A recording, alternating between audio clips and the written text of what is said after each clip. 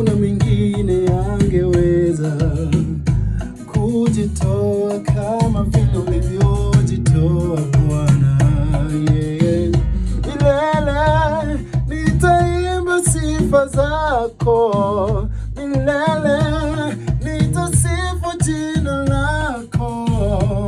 Milele upendo wako Yesu ni wa milele, upendo sio na kifani, ni wa milele, upendo unaonifunika.